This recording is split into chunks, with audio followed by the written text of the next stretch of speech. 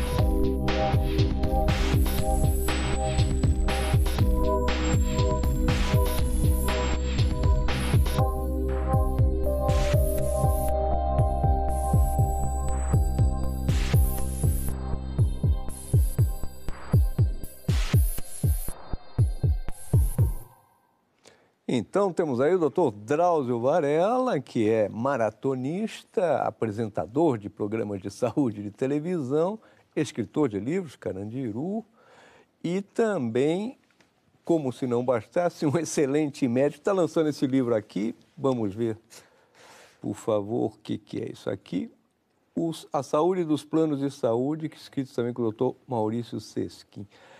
É uma radiografia dos planos de saúde brasileiros. É uma coisa muito séria, a dimensão dos planos de saúde e o tamanho do problema. Boa noite, Drauzio. Boa noite, Mário. A saúde dos planos de saúde, eles vão bem ou vão mal? Eu acho que vão mal. Vão mal. A saúde, de um modo geral, vai mal no Brasil, né? O SUS vai mal pelas razões conhecidas e os planos de saúde vão mal também por muitas razões desconhecidas, né? Desconhecidas do grande público. Eles atingem 51 milhões de brasileiros. Dispõem de 100 bilhões de reais todo ano para trabalhar. 90 bilhões. 90 bilhões. No entanto, do ponto de vista dos clientes, de quem usa, todo mundo usa de classe média, são ruins. As consultas são muito rápidas, há um excesso de exame. Por que isso? Eu acho que a situação dos planos de saúde chegou num ponto, Mário, em que são todos contra todos. Ninguém está satisfeito. Você paga o seu plano de saúde e paga caro. Né? No Brasil, em função dos salários, os planos são caros. Não são caros comparados com planos internacionais, mas para nós aqui pesam muito, especialmente para a classe média. A pessoa, quando assina um contrato com um plano de saúde, ela tem a impressão de que ela nunca mais vai usar o SUS. Ela está comprando o plano para não precisar usar o SUS. E aí, quando ela procura um médico, ela vai ser atendida de uma forma que ela não fica satisfeita. Muito depressa, o médico não examina. E ela, quando precisa de um tipo de atendimento, ela vai ao plano de saúde, e às vezes o atendimento é negado porque não está no contrato e ela não sabia que não estava no contrato. Outras vezes demora para acontecer o atendimento. Você tenta marcar uma consulta, demora uma semana, um mês. Uma semana, às vezes mais tempo. Embora hoje esteja mais ou menos regulado. Os médicos não estão satisfeitos porque ganham muito pouco dos planos. E eles acham que não conseguem fazer medicina decente dessa forma, com esse tipo de limitação. E, por outro lado, como os pacientes que procuram os médicos do plano, em geral, vão no livrinho, olham, veem o nome, procuram aquele porque está mais perto de casa, mais perto do trabalho, também não tem uma ligação forte, médico-paciente. E os médicos também acham que os pacientes não os tratam e não respeitam a relação como devia. E os planos de saúde se queixam dos dois. Se queixam que os pacientes acham que eles, quando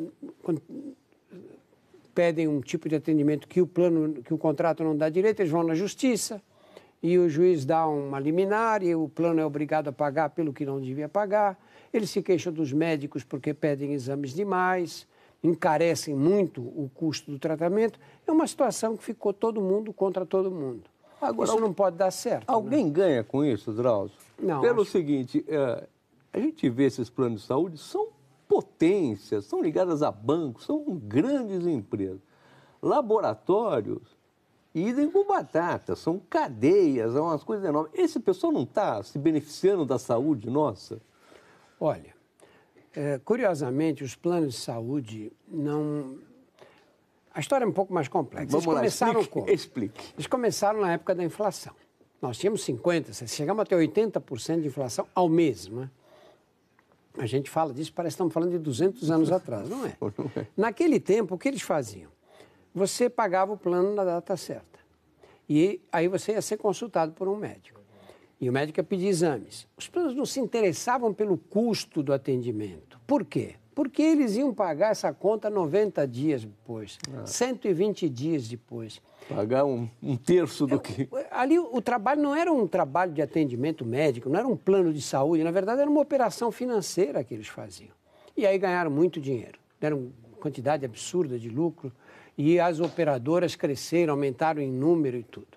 Depois que houve a estabilização da moeda, as operadoras sumiram. Não os planos, porque tem operadoras que têm 200, 300 planos, mas o número de operadoras que entrou, até onde eu sei, não apareceu mais nenhuma operadora em saúde.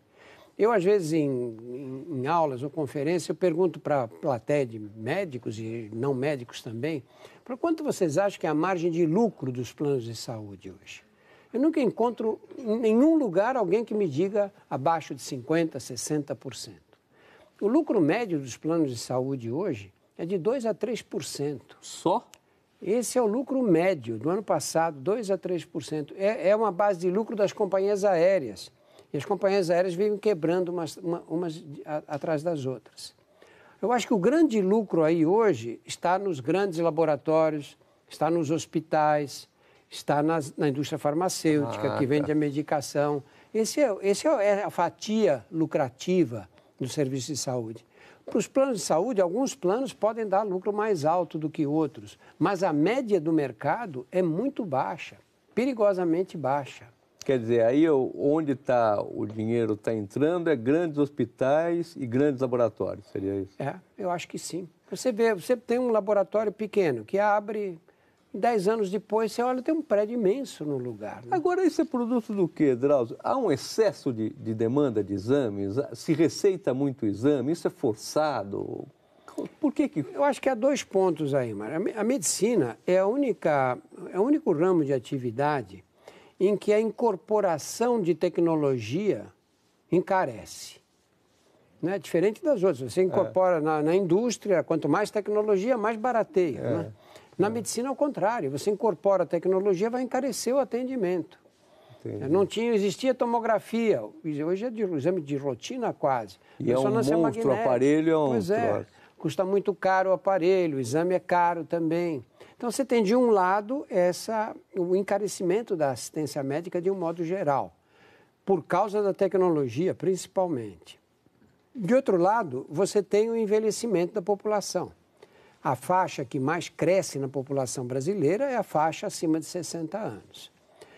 E aí você tem os médicos que não são treinados para pensar nos custos dos exames e dos tratamentos que eles propõem. As faculdades de medicina não preparam. Você não sabe, eu mesmo não sei preço de antibiótico, essas coisas, eu preciso saber, entrar em contato, porque a gente não tem acesso a esses números. E às vezes você receita um remédio que é muito mais caro do que outro parecido com aquele que pega o mesmo espectro de atividade. Não é? E aí, no caso dos planos de saúde, se criou um ciclo perigoso aí, porque o médico ganha pouco. Então, como ele pensa?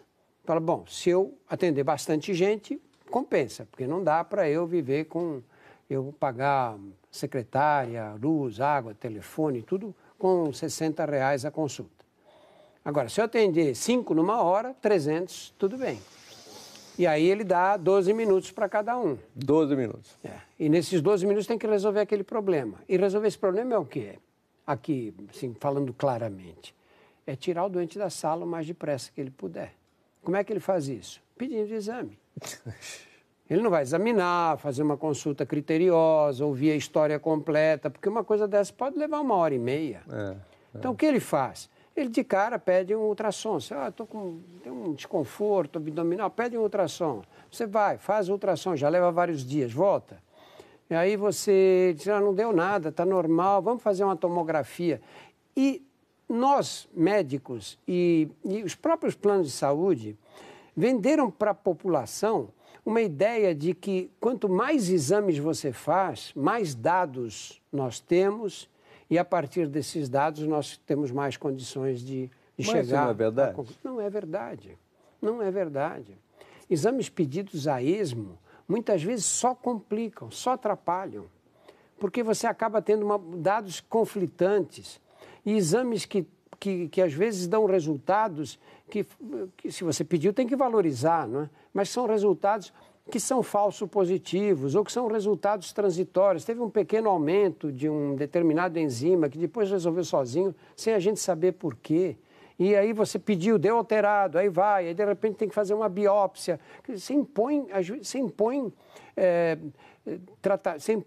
métodos que provocam agressão contra aquela pessoa, né? Mas a ideia daquele que está sendo atendido é que se ele tira sangue, se faz ultrassom, se faz tomografia, se faz não sei o quê, o médico vai saber exatamente o que ele tem. O médico só vai saber exatamente o que ele tem se for um médico bem preparado. E se for um médico bem preparado, ele não precisa pedir exames desnecessários. Ele sabe que isso não vai ajudar em nada. Ele vai exatamente no ponto fundamental, né? Vamos fazer um pequeno intervalo, Drauzio, e já voltamos para a gente falar de soluções aí, que os problemas já estamos sabendo um pouco. Daqui a 2 minutos voltamos.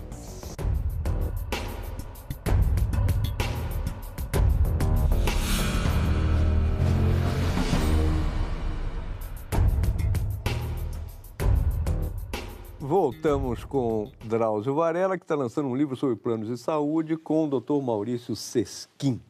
Drauzio, vamos falar de soluções.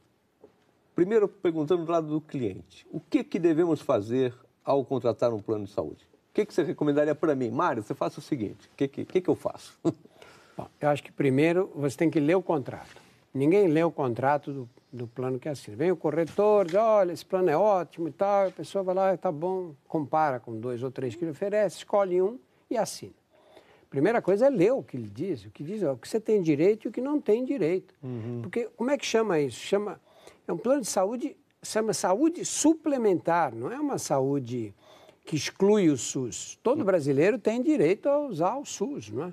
Aliás, o Brasil é o único país do mundo com mais de 100 milhões de habitantes que ousou dizer que saúde é um direito de todos. Não existe nenhum outro país que tenha feito a mesma coisa. Então, primeiro é ler o plano, ler o que diz o contrato. Segundo, entrar em contato com a Agência Nacional de Saúde, a ANS. A ANS tem um site e no site vem os problemas dos planos. Você, por exemplo, hoje, isso foi a gestão do Maurício Sesquim, que foi presidente da ANS, ele estabeleceu, junto com as operadoras, quais eram os períodos razoáveis de espera para ter uma consulta de rotina, uma consulta com um especialista, um exame de imagem, uma internação hospitalar. Isso foi um consenso estabelecido. Então, os planos não podem reclamar que o prazo é muito curto. Eles participaram dessa decisão. E você vê que o que acontece? Tem as reclamações que são feitas para a Agência Nacional de Saúde. Eu acho que você não está satisfeito com algum problema, reclama para a ANS. Mas funciona? Funciona. A ANS faz o plano explicar, dá um prazo para o plano resolver aquele problema, e se ele não resolve, é suspenso. Você vê que volta e meia vem os planos suspensos por 3 meses, não podem aceitar novos clientes, só poderão aceitar depois de resolvido esses problemas. Tá. Agora, eu vou no médico e o médico me atende em 10 minutos. O que eu faço? Eu tenho algum meio de... Eu acho que a agência reguladora é a solução do problema. Sabe? Você tem que reclamar para a agência reguladora, dizer, olha, aconteceu comigo isto desta forma, né?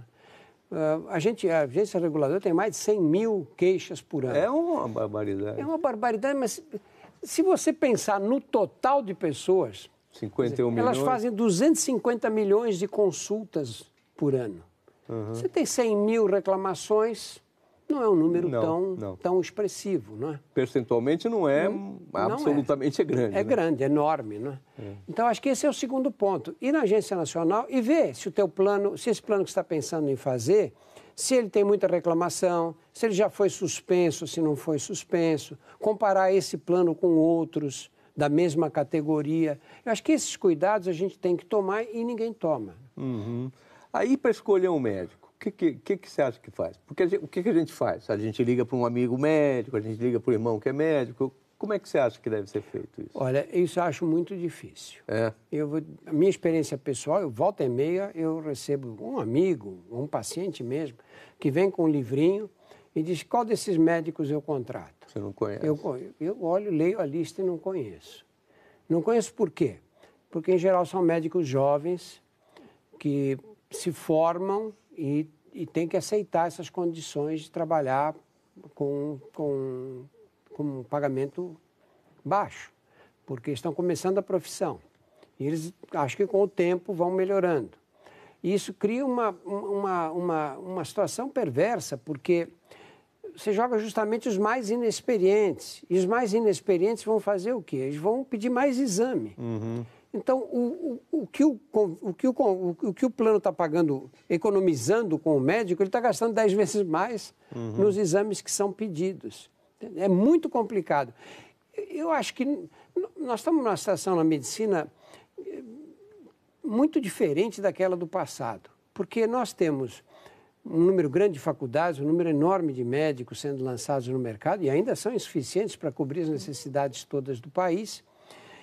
E nós não temos um controle de qualidade desses médicos. E eu acho isso terrível, porque eu acho que você se forma em direito, você é obrigado a fazer o exame da OAB. Se você não passar, você não tem direito de exercer a profissão. Eu acho que a advocacia nem é tão importante aí, porque se você é um mau advogado, você não vai sobreviver no mercado. O mercado regula. Agora, se você é um mau médico, você sobrevive. Você sofre um acidente na periferia de uma cidade brasileira, você vai ser atendido pelo médico de plantão que está lá. E que pode fazer mal a você, E que pode fazer mal. E você pode perder a vida por causa disso. E como é que você vai? O mercado vai regular isso? Não. Você vai chegar na hora, desacordado, e dizer, não, eu quero escolher um profissional que tenha feito residência. Vai citar Adam Smith. Então, essa situação é muito difícil mesmo. Agora, Drauzio, em termos aí, saindo um pouco da questão individual, em termos de saúde pública, o teu livro, me parece, é mais para profissionais de saúde, para políticos, para os planos de saúde, para os administradores hospitalares. Qual o caminho para chegar aí? É o Congresso? É a corporação dos médicos? São os administradores? Como é que se lida com essa questão? Olha, eu acho que nós temos que ter uma discussão ampla desse tema, com todas as partes interessadas. Mas como é que vai pôr todos os médicos para discutir? Não, mas os médicos têm associações que os representam. Os planos de saúde também. E os pacientes também têm algumas associações. E sentar todo mundo e começar a ver qual é a solução, quais são as soluções. Uma solução só não existe, mas existem várias. Então, a população envelhecendo. O plano, o que faz? Ele fica esperando a pessoa ficar doente para ser atendida e aí ele pagar o atendimento. Ninguém pensa que nós temos que fazer uma prevenção das doenças. Né? Nós temos que acompanhar. Metade da população brasileira, quando chega aos 50 anos, está hipertensa. E essa hipertensa depende de tomar remédio para o resto da vida. Tem cabimento chegar aos 50 anos de idade já com pressão alta? Não é obrigatório. Chegar a 10%, 9,7% da população acima dos 35 anos é diabética. E esse número não para de crescer. Nós vamos criando uma avalanche de problemas que ou senta todo mundo para conversar e tentar chegar num caminho, uma legislação que favoreça o sistema, com as agências reguladoras. Eu acho que a ANS é uma agência fundamental, tem uma importância muito grande.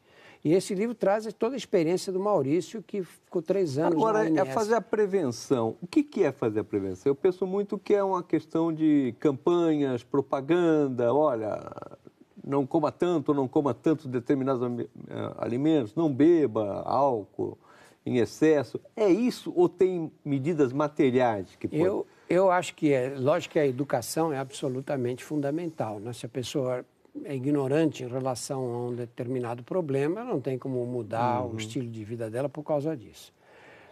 Mas eu acho que tem que ter estímulos materiais. De que tipo? É assim com, você faz o seguro do seu carro. Você sai da sua garagem com o maior cuidado, né? Porque se esbarrar o carro, você vai pagar. Não tem seguro, franquia.